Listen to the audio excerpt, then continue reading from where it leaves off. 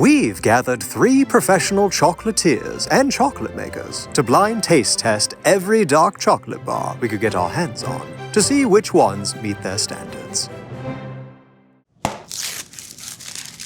Ghirardelli, intense dark, 86% cacao. First look is now well tempered.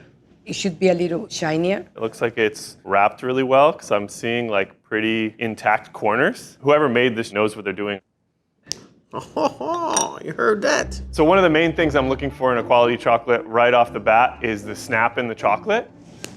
That snap's gonna mean that it was emulsified well, that the temper is strong. It indicates that there are no other fats besides cocoa butter. What the tempering does, it allows to be shiny, it allows to get hard. Tempering is the process of aligning the polymorphic crystals in both the sugar and the cocoa butter. So if you see a chocolate bar that has streaks, it's either come out of temper or it wasn't tempered well. It should look pretty clear like this. What I'm looking for is the chocolate to be smooth, because when it's grainy, it just divides in your palate. You don't really get to taste the quality of the chocolate. Bad texture will give you a bad mouthfeel, which will ruin the experience of the chocolate. Smoothness in a chocolate indicates that it's been well emulsified, that the temper is strong, that there hasn't been any defects in transit. I do want that strength of the cacao flavor, some level of bitterness, some level of sweetness, but I am looking for a balance. I don't want to eat a cleaning product. Every ingredient needs to have their own room. I'm just pushing this to the roof of my mouth, allowing my body temperature to really melt the chocolate down. Don't chew. And I'm the greediest of the greedy. The texture of this chocolate is incredibly smooth. There are some acidic notes, there's some bitter notes. It has some acidity. It has bitterness. It's a combination of different beans. It's not really single origin. And a single origin means that all of the beans in that chocolate come from one place. So you can pick up on all the notes there. It's melting kind of fast, which does tell me that there's maybe some fats in here that aren't cocoa butter. I'm not getting any crumbliness to it. And look, the warmth of my fingers has created this blooming effect. It looks like ash, but it's really that cocoa butter that melted. One of the things that's really sort of sexy about chocolate is that it melts at the human body temp. So it should take a little while for the chocolate to melt. This chocolate's pretty well tempered. It's a pretty boring middle of the road chocolate. It's a good commercial. I'm not completely wowed by the cacao content. I feel it's 80%. Ghirardelli's 86%. 86. So the percentage here is an indication of how much cocoa is in the bar, and that could be a mix of cocoa beans and cocoa butter. And the extra 14% is most likely sugar. It could be other fillers, vegetable oils, milk powders, stuff like that. Chocolate has to be above 35% cocoa in order for it to be labeled as dark chocolate. There's no really regulation on what else that 45 or 30 or 15% can be. And it's actually pretty mild for being 86%. But if you're looking for the health benefits of a super dark chocolate, this probably has them. Dark chocolate has a lot of health benefits. Primary one being that it's high in polyphenols. It's the same type of antioxidants that are in berries. Milk fat in a dark, it's kind of crazy. So that milk fat is what's making it melt faster. How was it an intense dark with the milk fat in it? Cadbury, royal dark chocolate. The snap was not as strong. A pretty dull snap. I'm concerned with the percentage of cacao in there. And then I can also see a little bit of grit here in the side. It might be an indication of higher percentage of milk fat. It's a little waxy. Cocoa butter is more expensive than vegetable oil. Sometimes companies tend to add some vegetable oil to make it less expensive. Sometimes you might get a waxy texture. There's definitely a lot of milk powder in this. It's some milk chocolate. I don't even taste the flavor of the cacao. I don't think they listed the number of percentage. I can taste sugar. I feel like I just ate like a Jolly Rancher. Slight fruitiness, like a raisiny kind of flavor. Anytime you get perceivable notes of fruit or nuts, that could be the fermentation of the cocoa beans. That could be the roasting of the cocoa beans. That could be a process called conching, which is used to aerate the chocolate and drive off acidity and volatile chemicals. My guess is some of all of those three things are at play here to give it like this round flavor. It is smooth. Cadbury. This is the Cadbury Royal Dark.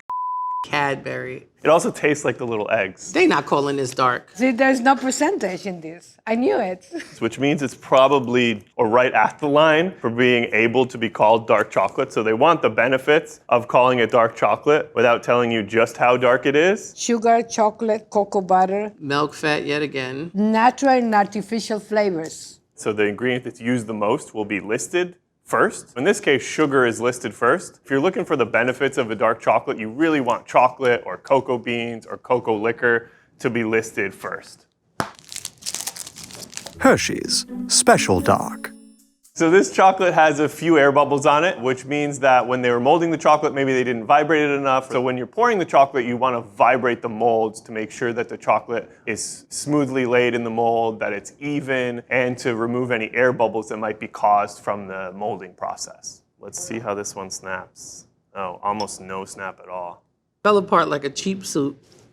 Lots of sugar. Really, really sweet. I'm not getting a lot of cocoa flavor at all. This is a Hershey bar. So this definitely tastes mass-produced to me. I don't taste any perceivable notes from the cocoa, which means that what they're probably trying to do is mask the flavor of the cocoa. If you have a good flavor bean, you don't need to add so much sugar because you don't want to overshadow the natural ingredients of the bean. It's like some type of fake vanilla that companies use sometime. 3 for 3. Special dark, mildly sweet. Mildly sweet. How much y'all spend on this one? Sugar as a first ingredient. So this also has cocoa processed with alkali. If it is a really bad cacao bean, it's going to be very, very bitter. They use the alkalization to take that bitterness out and add sugar. PGPR is also in this. What is that? God help us, I don't know, but it's in me right now. Chocolove 65% cacao. Rich dark chocolate. This had a good snap. An audible snap to it. It is sort of crumbling a little bit, and I did notice maybe the slightest bit of bloom. A lot of times with chocolate, you can pick out 2 different types of white marks on it, and those white marks come from something called bloom. First bloom is what's known as sugar bloom. That generally happens when the chocolate is processed or stored in a high humid environment. The sugar crystals in chocolate will take on moisture and start to separate from the rest of the ingredients in the chocolate. The second kind of bloom is what's called fat bloom, and that's when the cocoa butter comes out of temper from the rest of the chocolate. If it bloom, you're not going to taste that refined flavor. Sugar bloom isn't really going to affect the texture. Fat bloom from melted cocoa butter is definitely going to affect the texture. It's going to make it crumbly. It's going to make it sort of like you have to chew through it. The smoothness is there. A little bit of cocoa flavor, some fig, some raisin. I like the acidity. This has a higher cacao content than whatever those things I had before. 60%. Definitely still pretty sweet. We could be tasting that from some of the sugar bloom. There's some level of thought. It's pleasant, yes. It's definitely a blend. This is not single origin by any stretch. From shape alone, I would say Chocolove. Oh, this one. And yes, it is, baby. So the odor is good. The first ingredient is cocoa liquor. Cocoa liquor is one part of the bean. Cocoa butter is the other part. So both together make chocolate. If you need something real quick to satisfy the chocolate craving, these are my go-to. Chocolove 88% cacao. Extreme dark chocolate. Let's see how this one snaps. That snap was up. This one looks really smooth. The color itself is a much deeper, darker color. That one's really smooth, almost too smooth. It's just like sliding down my palate. It melts well. It's temper. It's not bloom. There's more of an intense roast on this. It's just a little bitter. When people are like, oh, I don't like dark chocolate, it's bitter, they're kind of talking about this chocolate. I would say probably in the 80 range for this. Extreme dark chocolate, 88%. That's really high cocoa percentage. I would take 88 on a day where at least 4 people or more have pissed me off. This is what I'll partake in to stop me from busting everybody's ass. Trader Joe's 72% cacao dark chocolate. That's promising. All right, Snappy. The sound is well tempered. This is good. This is a good one. Smoothness is there. Nothing wrong with the temper here, really well tempered product. I'm getting the cacao flavor. It's about 70%.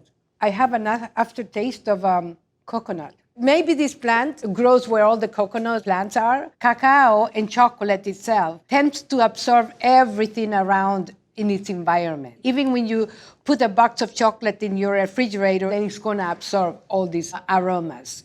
There's maybe like a little bit of nuttiness in the cocoa, but it's sort of being overpowered from over roasting the cocoa beans. The roasting helps caramelize the natural sugars in the chocolate to give it sort of that fudgy characteristic that we associate with chocolate. It also can sort of neutralize some off flavors. So I'm guessing that this chocolate was maybe over roasted because it wasn't super high quality cocoa. This is Trader Joe's 72% cacao chocolate bar, imported from Belgium. Let me tell you something. Me and TJ, yo, he be coming through for me, okay? Apparently, this is $1. And it's an amazing quality. They want to make it affordable to the public.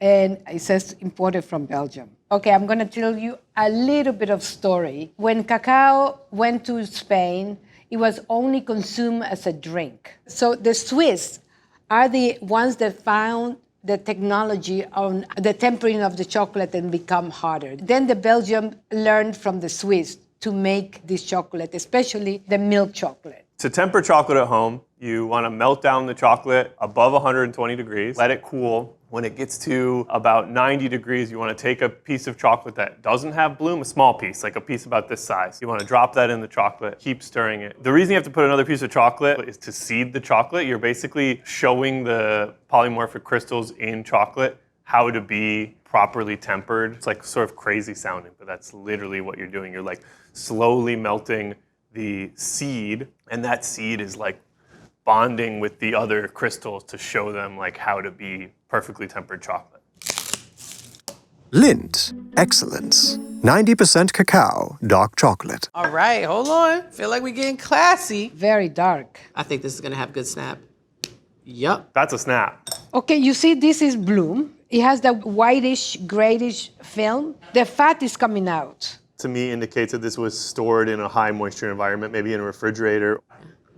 Very smooth.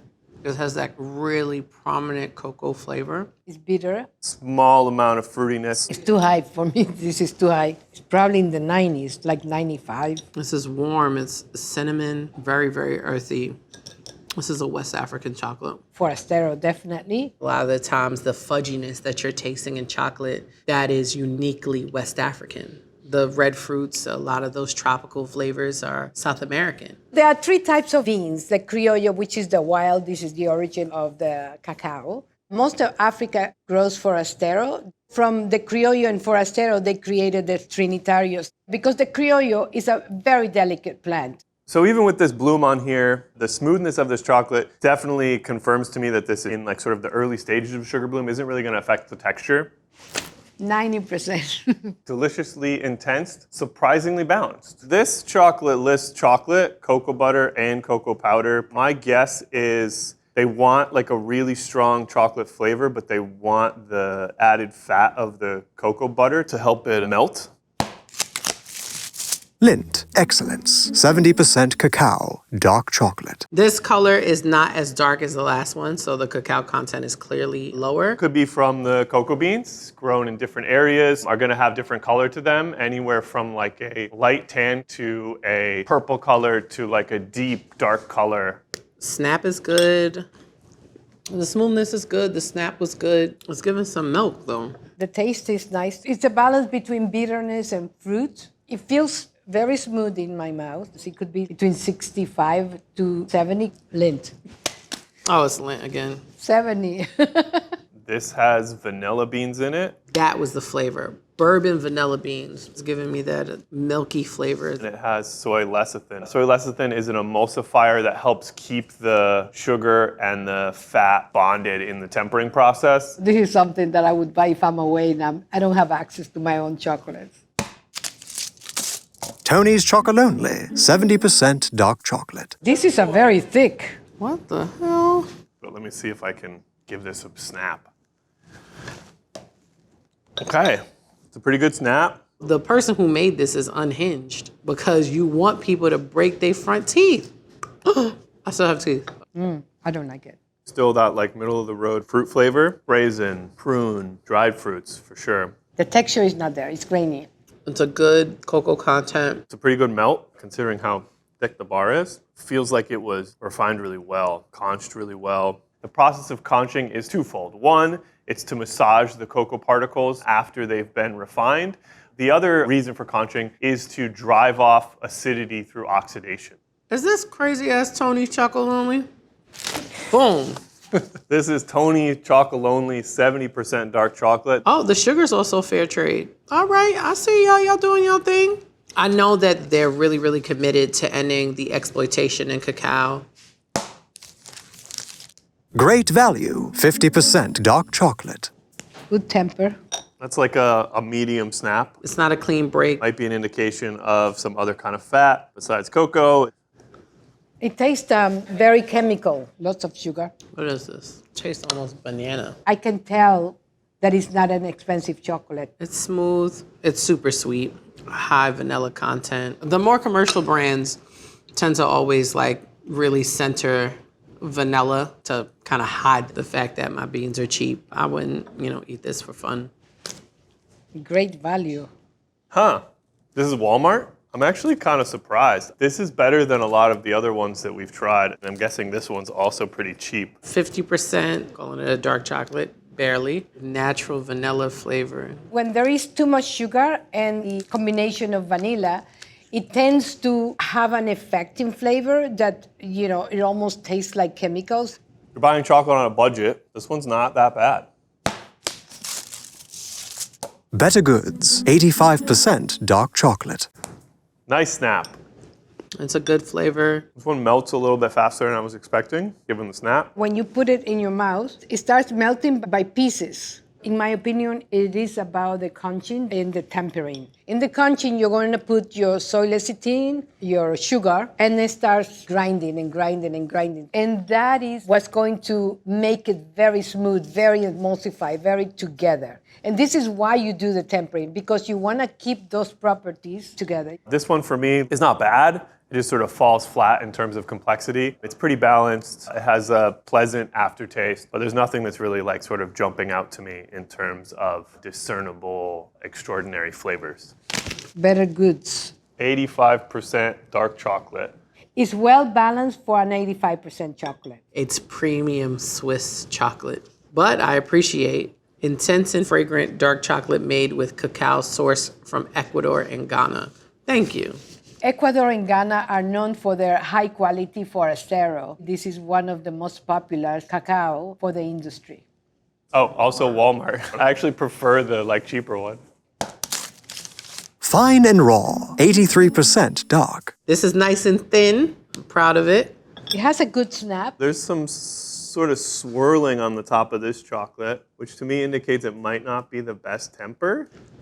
A little bitter, a little grainy. It doesn't really melt so well. Maybe it's a little bit bloom, not a lot, but a little bit. The texture is off in some way. The cocoa bean has a shell on the outside of it, and you have to do a good job of removing that shell while you're making chocolate, or else you're going to get some grittiness.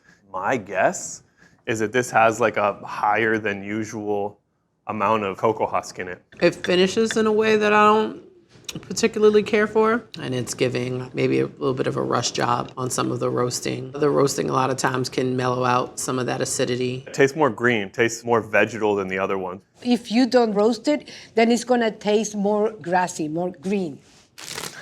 So this is fine and raw, 83% dark chocolate. Raw chocolate doesn't go through the roasting process. But why do we roast it? It's because it really enhances the flavors of the cacao. So there is some line of thinking that you maintain some of the antioxidants and the polyphenols in chocolate if you don't roast it. But chocolate that is roasted already has such high polyphenols. And I love the fact that this is handmade. And in Brooklyn, shout out to Brooklyn.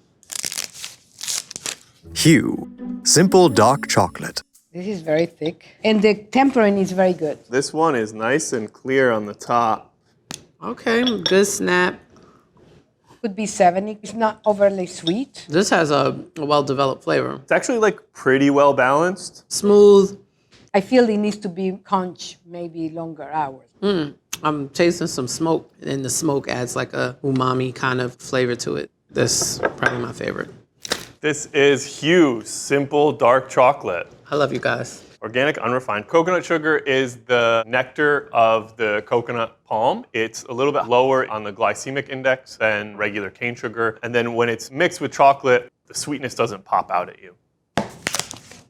Godiva, 72% dark chocolate. Well, this is like a little individual piece. This is okay. Hold on. Oh, nice. Very nice snap. It's sweeter. A little bit on the gummy side, which could be an indication of over-refined sugar particles. So when sugar particles get really small, they tend to want to clump together. Really well balanced though. A little bit of fruit, a little bit of acidity, deep chocolatey fudginess. Aftertaste though is a little bit, we have like a little bit of bitterness, like rubbery flavor. Cup of hot chocolate flavor, which is like, for me, the hallmark of like all the commercial chocolate makers got together and they were like, when people want dark chocolate, they want it to taste like a cup of hot chocolate. I absolutely believe this is commercial. This is somebody's commercial something. This one really took me on a journey. The initial flavors were pretty nice, but this aftertaste is really getting me. Godiva. Oh my God. Very surprised, but very good. This is Godiva Signature, 72% cacao dark chocolate, 8 individually wrapped mini bars. Belgian, 1926, so you know it's real, right? We have butter oil here, which is a first, not my favorite. I wouldn't eat this if my life depended on it. Clearly my life didn't depend on it and I ate it today, but the dramatic effect. Alter Eco, 85% cacao, classic blackout. Snaps pretty good. So this is definitely Bloom. It has that white film. I'm nervous.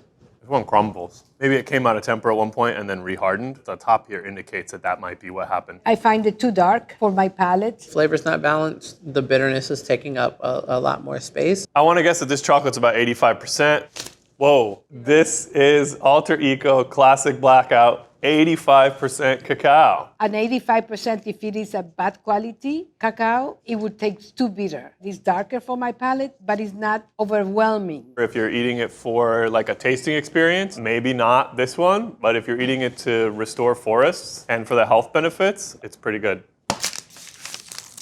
Beyond Good, 70% pure dark. It's a little thicky. You don't discriminate. Snap is good. This one's a little bit lighter in color, which could be from the cacao, could be from milk powder. That's the snappiest one we've tried. Pretty snappy. The flavors are complex. Like I'm tasting licorice, I'm tasting fruit. It's very fruity. Fruit forward. A lot of like berry notes. The texture, it has a little bit of grainy melting. This one is Bloom too. Pretty smooth. And the flavor of this one really trumps a lot of the other chocolates that we've been tasting. Is this Ghana? It's Madagascar. Usually, the best fruity cacao comes from Madagascar. This is Beyond Good. Beyond Good, 70% cocoa, pure dark. Boom. Grown in Madagascar. Made at the source. I mean, that's just so profound. And this has direct trade certification. You directly trade with the farms. I know these guys, they're really good people. I needed a comeback. The great value was lingering in my spirit. 365 Whole Foods, 70% cacao, dark chocolate. Cross section looks actually like exceptionally smooth. There's no indication of any particles. Let's snap it. Doesn't snap very well. This is a thickness that I really do enjoy. It's very smooth, nutty. This one's weird. It's like kind of waxy. It's sort of sticking to my mouth in like an unpleasant way. Could have vegetable oil instead of cocoa butter. The signs of cheapness are like that fake vanilla flavor. When you're walking past Bath & Body Works from September to like Thanksgiving, when everything is like warm sugar, pumpkin pie. That's what this tastes like. Probably like 70%. Oh, 365. Yeah, 70%. So I'm really like sort of tasting the soy lecithin. There are a lot of good chocolates that you can buy from Whole Foods. This is not one of them. Valrhona, dark chocolate Guanaja, 70%. Snap is good. Fruity, sweet, melts good. It's a very pleasant chocolate. It's smooth. This one has like a higher fat percentage, I would guess. So maybe they're using extra cocoa butter. There is a little bit of fruit flavor. 70%. Why didn't you tell me? This is what I buy for my chocolates. Valrhona, 70%. Guanaja. Guanaja was the island where Christopher Columbus landed, and the cacao beans were being traded as money. This chocolate is super easy to work with. It's a brand for chefs. What made me choose this chocolate is because it's not bitter, it's not too sour, and it's a very neutral flavor. It's very pleasant. This one is actually made from beans that Valrhona sources. I love Valrhona. They're good folks. They make good chocolates. Ritter Sport, 50% dark chocolate. It melts good. Definitely smooth. It has a nutty flavor, Really mild in flavor. like coconut, I taste. Snackable, kind of sweet for me. It's too sweet. It's not my type. This is like take a chocolate bar to a movie theater, like kind of chocolate. There maybe is a little bit of milk powder. This is Ritter Sport, 50% cocoa, dark chocolate. Sugar first thing. So you can decide for yourself if you want to eat chocolate that's half sugar. Meiji, black chocolate. All right, a little individual. I like these because then I could pretend like I'm not eating a lot. Every time you open your chocolate, you're exposing it to the elements, which increases any chance for bloom. Having smaller individually wrapped pieces allows you to basically eat the part that you were going to eat and not expose the rest of your bar. Why did I put this whole thing in my mouth? I don't know why I did that.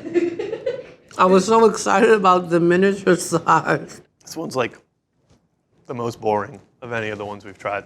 But everything, texture, flavor, is not my palate at all. This is something that I would probably give out for Halloween at my grandmother's house. The answer's no here.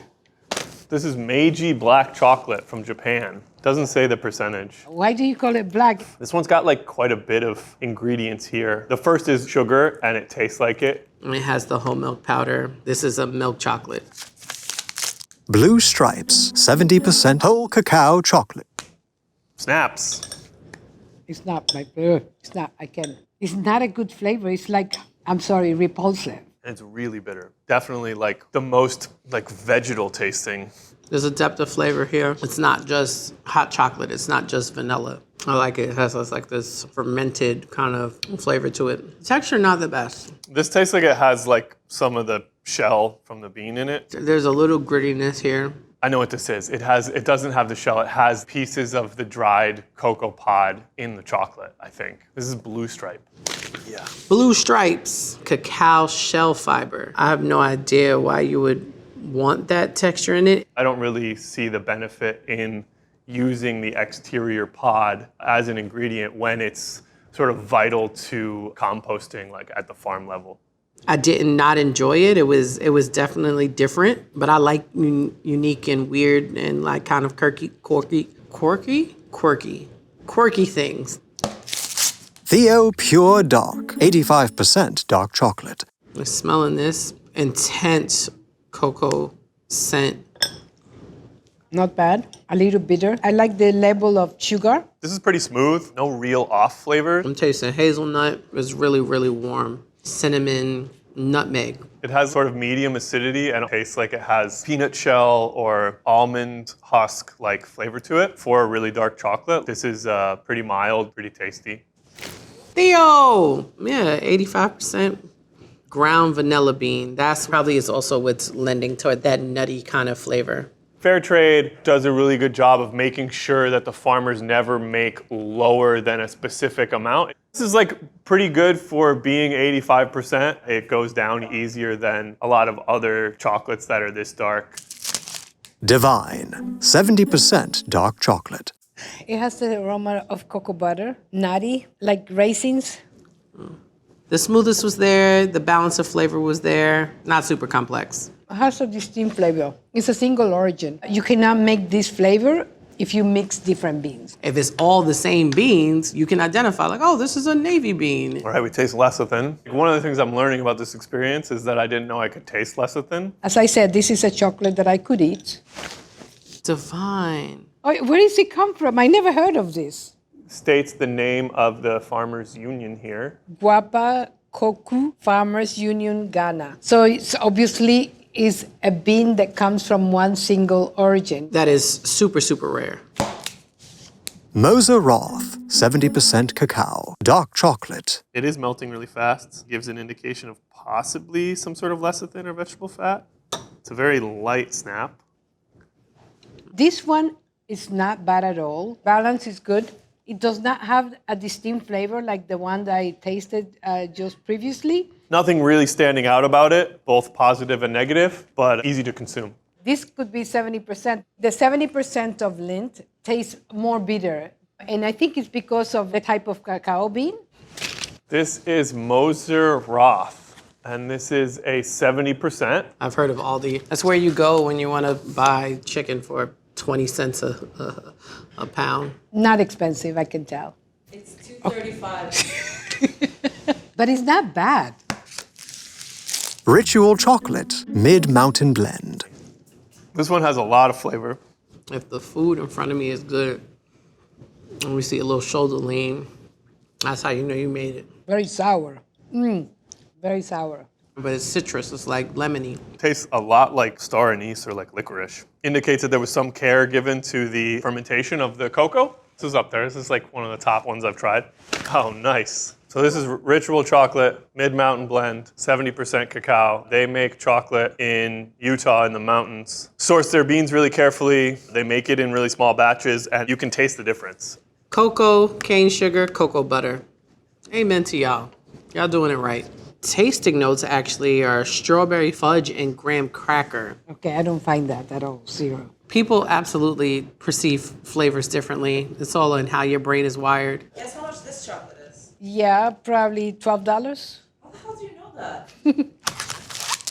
Spring in Mulberry, pure dark, date-sweetened chocolate. So this bar looks like it was poured a little bit over the mold, but the temper looks good. Okay. It's grainy. This one has a weird texture. This graininess is a little off-putting to me. It's not bloomed, so I don't think the graininess is coming from the temper. Flavor wasn't bad though. The flavor's like pretty balanced. Very much acceptable for my palate, but the texture needs to improve.